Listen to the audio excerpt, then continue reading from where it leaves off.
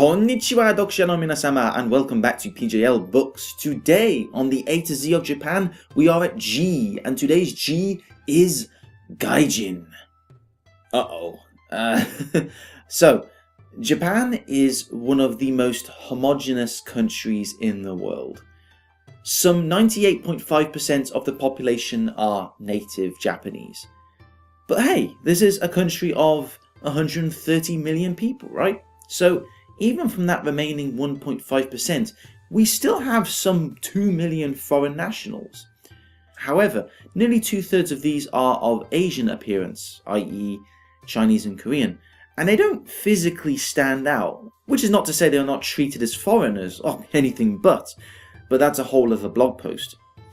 Although that 1.5% are often bracketed as Gaijin in Japan, I'm going to stick with what I know and I have experienced here, which is the Gaijin of non-Asian appearance. But I'm getting ahead of myself. What is a Gaijin? It is the Japanese word for foreigner, along with a more formal version, Gaikokujin. The two kanji characters that make up Gaijin are literally translated as outside person. Now it doesn't pay to take the Japanese language at face value, mind, because the true meaning is usually quite crude and mundane. Take Tokyo, for instance. The word literally means East Capital, because it's the capital city in the East. Someone was working late in the office on that one. But the conundrum of the Gaijin is a strange one. Because is Japan a racist country? Compared to other developed nations, yes, absolutely. But they are usually really nice about it. You see, I can't stress enough that you will very rarely see or hear about violent racism in Japan. But lest we forget, this is a nation of 98.5 shared Japaneseness. And it has been that way since there's been a Japan.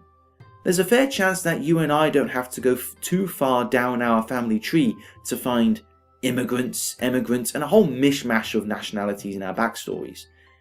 Ask a Japanese citizen to do that, and they will trace their lines back to the shoguns of the feudal period and beyond, all contained within the land of the rising sun.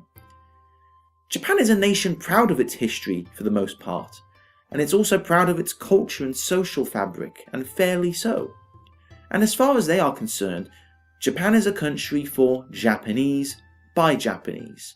To be Japanese is to be in, not out, not Gaijin. But they're not mean about it. All it means is that they are as patronising as hell to Gaijin, because they assume you know nothing about Japan.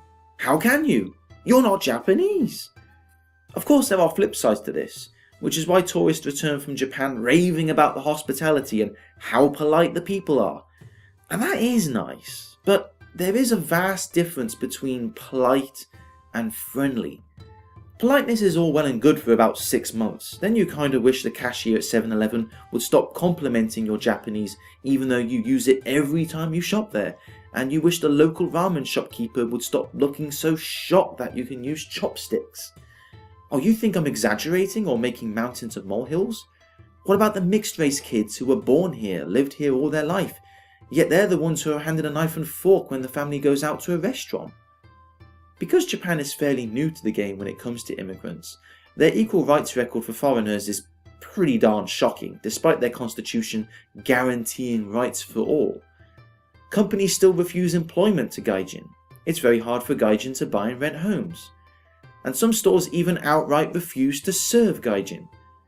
Well, I did say that they were usually really nice about it. I could go on forever about this. There are piles of essays and blogs out there that have this topic covered in endless detail already, and I doubt I will have anything fresh to add to the rant. But I will finish off by saying that, honestly, despite the situation I've described, it isn't as bad as some make out. Well, maybe for some it is, but I mean, I can't really speak for other people's experiences. But the trouble is, we Gaijin are far too self-conscious of our situation, and who can blame us? We often fail to see the bigger picture. Yes, overarching issues like jobs, equal treatment, and representation do matter. But day to day, those interactions with the Japanese on the ground, most of the time they just don't care about you. And I mean that in a really good way. That whole small talk of, "Oh, you're Japanese," or "your use of chopsticks is good," they're just icebreakers of a shy nation of people who are curious at the kind of face they see one time out of, 300. When we're away, that 98.5% have their own lives, troubles, bills and hangovers to worry about. Day by day, the whole Gaijin problem doesn't factor into them. And quite frankly, the more people who are indifferent to me while I live here, the better. And that's it for today's A to Z of Japan. Thank you very much for listening, readers. This blog post is already on my blog, so if you'd like to read it, it is in the link in the description below.